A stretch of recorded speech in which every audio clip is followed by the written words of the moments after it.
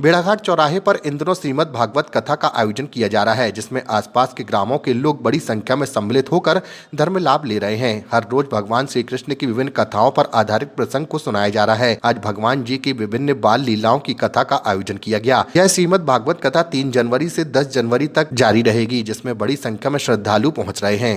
ओम शन्नो मित्रः संवरुणः शन्नो होतुर्यमा सन्न इंद्रो बृहस्पतिः सन्नो विष्णुरुक्रमः।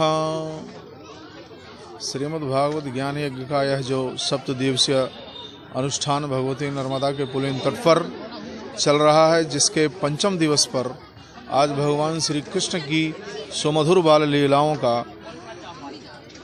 पुराणोक्त वर्णन करते हुए मेरे मन को बहुत हर्ष हो रहा है। कल के कार्यक्रम में मुख्य रूप से भगवती माँ रुक्मिणी का विवाह भगवान लीलाधर कृष्ण से संपन्न होगा।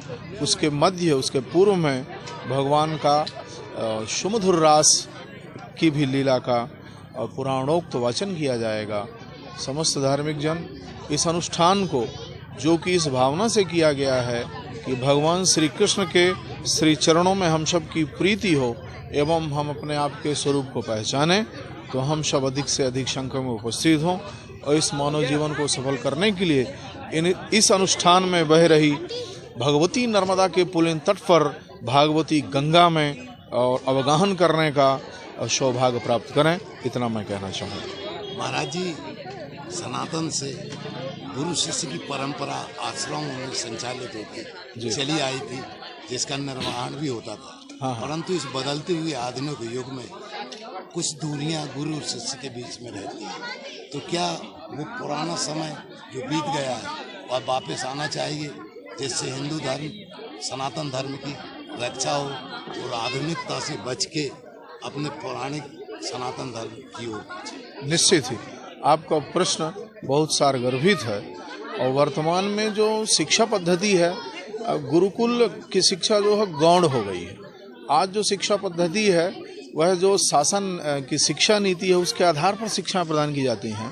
तो हमें जो हमारे धर्म से दूरियां बना रही है वह शिक्षा पद्धति, मैकाले शिक्षा पद्धति का इतना बुरा असर हुआ है कि हम सनातन के संस्कारों को भूलते चले जा रहे हैं।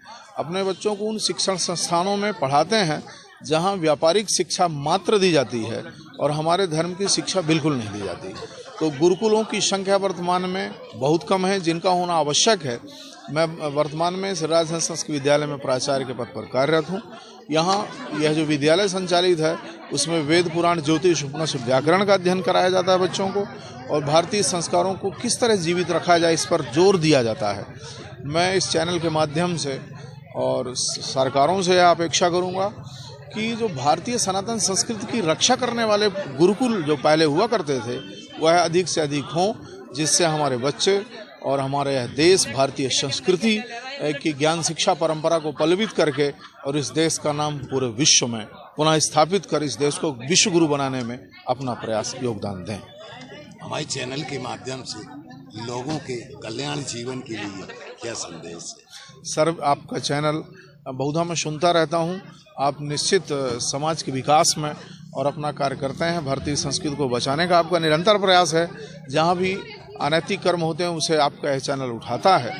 सर्वे भवन्तु सुखिनः, सर्वे सन्तु निरामयाः, सर्वे भद्राणि पश्यन्तु मा कश्चित् दुःख भाग् भवेत्। सभी सुखी रहें।